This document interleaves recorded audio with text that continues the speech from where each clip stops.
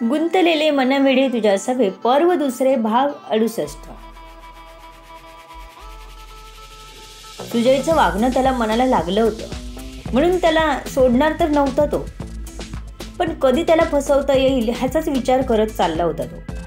पुन्हा एकदा पोलिसांना भेटावं का हाच विचार त्याला स्वस्थ बसू देत नव्हता।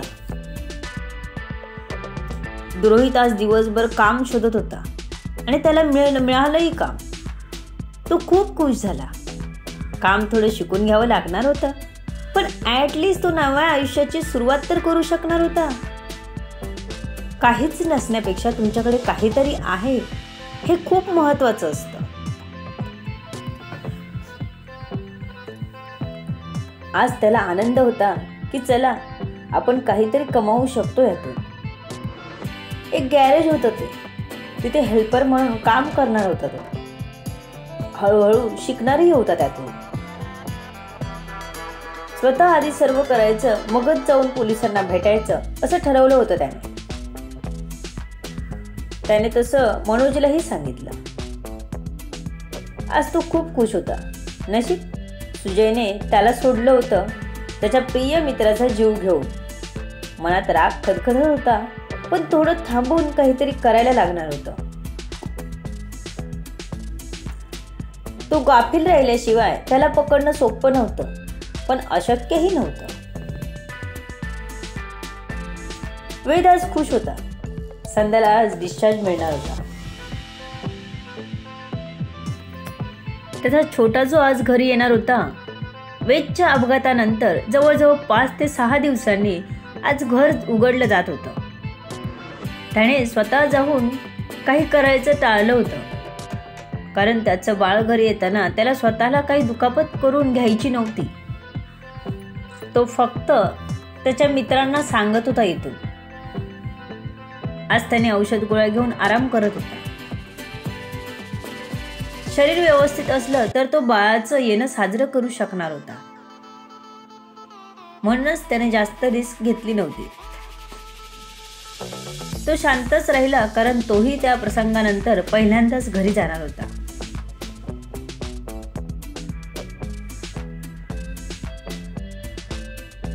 कारण हॉस्पिटलमधून घरी आल्यावर तो वेदितच्याच रूमवर होता। वेदितनेही बाळाच्या स्वागताची खूप सारी व्यवस्था केली। ज्यांनी या काळात खूप खंबीरपणे साथ दिली त्या सर्वांना बाळाच्या स्वागतासाठी बोलवलं होतं वेदने। आज दुःखापाठोपाठ सुख आलं होतं दारी, तेही कितीतरी पटीने। लाइटिंग केली होती रूमला, सगळं कसं डोळ्यात भरणारी सजावट केली होती घराची।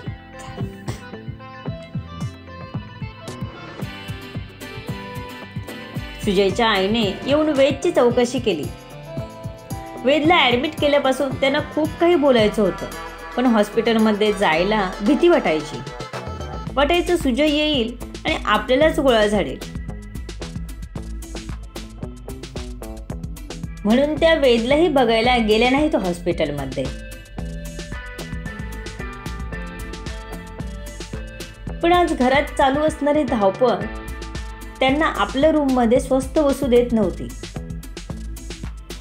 म्हणूनच बाहेर येऊन त्यांनी वेदची चौकशी केली होती। अजून घरातला कोणीच नजरेस पडत नव्हता। त्या निराश होऊन जातच होत्या की वेदित किचनमधून बाहेर येताना त्यांना दिसला।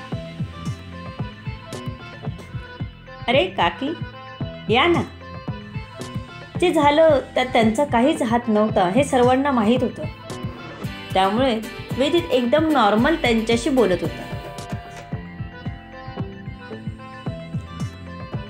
नाही रे नको। काकींना अगदी अपराधी वाटत होतं। त्यांचा दोष नसला तरी जन्म दिलेल्या मुलानं असं काहीतरी करावं ह्याचंच त्यांना वाईट वाटत होतं। बसावं काकी, जे झालं त्यात तुमचा काहीच दोष नाही। तुम्ही अजिबात अपराधी वाटून घेऊ नका। पहिल्यासारखंच चांगलं बोला। वेदित त्यांच्या अस्थिर नजरेत स्थिरपणे बघत म्हणाला। नाही रे। काकींना पुढे बोलवलंच नाही। त्याने तोंडाला पदर लावला। कसं बोलावं आपल्याच मुलाबद्दल? त्यांचे शब्द जड झाले होते. कोणीतरी आपल्याच काळजावर दगड ठेवलाय असं मनी वाटून गेलं त्यांच्या. संध्या निघत असल्याचा फोन आला तसा वेद घरी पोहोचला. वेदच्या अंगावरून भाकरी तुकडा ओवाळून टाकला काकीने. कारण वेद येत असल्याचं सांगताच काकींनी धावत जाऊन भाकरी आणि पाणी आणलं होतं घरात आणि त्याचीच वाट बघत उभ्या होत्या कधीच्या. तो सावकाश येताना एकदम भारी वाटला त्यांना. त्यांनी स्वतःच्या हातात चेहरा ओंजळीत घेतला त्याचा आणि त्याच्या कपाळाची पप्पी घेतली आणि एक कडकडून मिठी मारली. तो स्तब्ध झाला जागीच. त्याला आईचाच भास झाला. लवकर सोडून गेली होती ती त्याला, आपल्या पिल्लांना. तिची पिल्लं किती काय काय सहन करत होती. काकींच्या मिठीत तोही भरून पावला. आई असती तर तिनेही तेच केलं असतं. तिलाही बोलता आलंच नसतं. अशीच प्रेमाने मिठी मारली असती तिने. त्याला तसाच थांबायला सांगून काकींनी घाईत तळीचं ताट तयार केलं आणि त्याला ओवाळलं. त्यानंतरच त्याला घरात येऊ दिलं. आज खूप वर्षांनी घरात आल्यासारखं वाटलं त्याला. 5-6 दिवस अगोदरच इथेच तर तो सगळे प्लॅन्स करत होता. इथेच हसत खेळत कुटुंब होतं त्याचं. असो, आज नव्याने आनंद येत आहे. आता हे दुःखाची उजळी नकोच. अशा क्षणी त्याने स्वतःच्या मनाला समजावलं. त्याने बघितलं तर घर छान सजवलं होतं. संध्या आणि बाळाची स्वागताची तयारी जय्यत झाली होती. आहे तेच कवटाळत बसण्यापेक्षा नवीन आनंद साजरा केला होता त्यांनी. वेद, तू बस आणि तुला काय वाटलं तर आज जाऊन आराम कर. अजिबात दगदग करू नकोस, वेदित म्हणाला. हो, मी तसंही काहीच करत नाही, बसलो आहे, वेद म्हणाला. हां, काय लागलं तर सांग म्हणत वेदित आपल्या कामाला निघून गेला. वेद बघत होता सर्वांची लगबग काही वेगळीच होती. त्याला स्वतःला सर्व विसरून जायला होत होतं.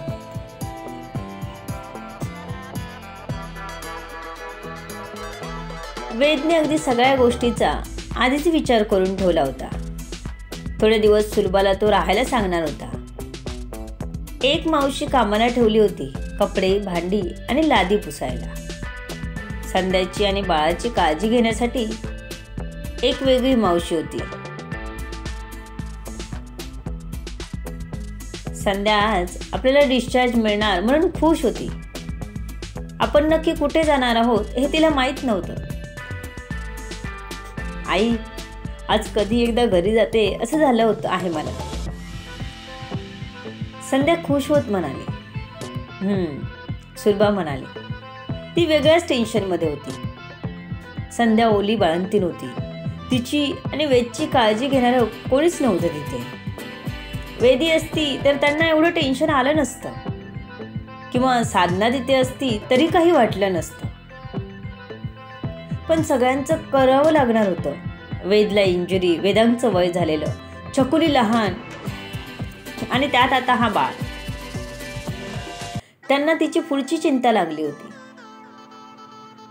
संध्याकडे बघून असं वाटत नव्हतं की तिला हे सगळ्याची आता चिंता असेल अशी. ती प्रचंड खुश होती म्हणून त्यांनीही तिला काहीच विचारलं नाही.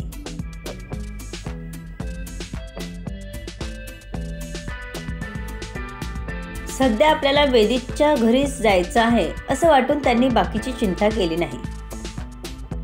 आम्ही निघालोय आता, कोणाला तरी कॅब बुक करायला सांगतो. संध्याने वेदला फोन करून सांगितलं. अगं हो, किती ती घाई, मी सांगतो ते नीट ऐक. बाळाला घ्यायला माझा मित्र येतोय, त्याची गाडी घेऊन. तुम्ही वॉर्डमध्येच थांबा, मी त्याला सर्व माहिती सांगितली आहे. हे ऐकून संध्याला अजूनच छान वाटलं. बाळाला आपल्या पॅक गाडीतून न्यायला येणार, नाहीतर रिक्षाने धूळ किती, आवाज किती, त्यापेक्षा गाडी आली तर भारीच, ती मनाशी विचार करत वाट पाहू लागली. संध्या, निघूया ना आता? आपल्याला कॅबने जावं लागेल ना? आपल्याला कोणी घ्यायला येणार आहे का? संध्याची आई प्रश्नावर प्रश्न विचारत होती. तिने बाळाला बांधून नीट आपल्या हातात घेतलं होतं. आई, हे म्हणाले तिथेच थांबा, त्यांचा मित्र येतोय गाडी घेऊन. हे सांगताना संध्या आई खुश होती भरपूर, आणि सुलभालाही एकदम बरं वाटलं.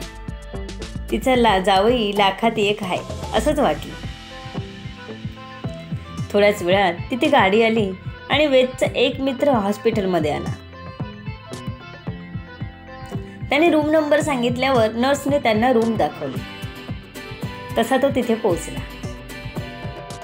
हाय, मी शिव, वेदचा मित्र. शिवने आपली ओळख करून दिली. हाय.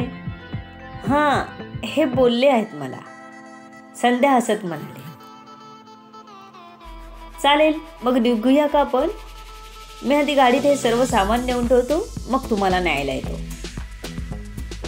शिव त्यांना म्हणाला. एकत्रच जाऊया, संध्या म्हणाली. तसं शिवने पिशव्या उचलल्या आणि सुलभाने बाळाला घेतलं. संध्या हळूहळू चालत गाडीजवळ येऊन पोचली.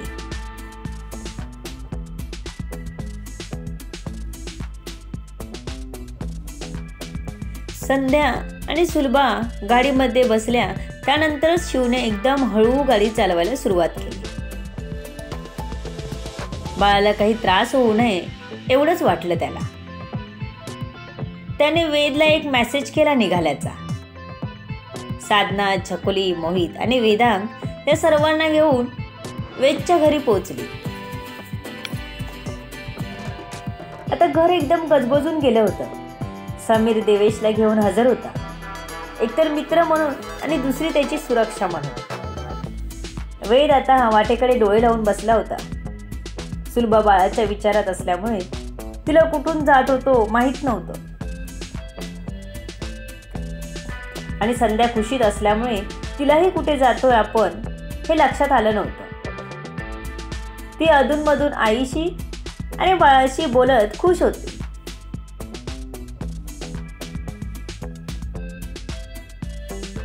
वेद कसं करतोय बाळाचं स्वागत आपण बघणारच आहोत. त्याआधी तुम्ही कमेंट करायला विसरू नका. भेटू पुढच्या भागात. लेखिका शब्दवेदी उर्फ संतोषी राणे पाताळे. निरनिराळ्या कथा ऐकण्यासाठी या चॅनलला सबस्क्राईब करा. धन्यवाद.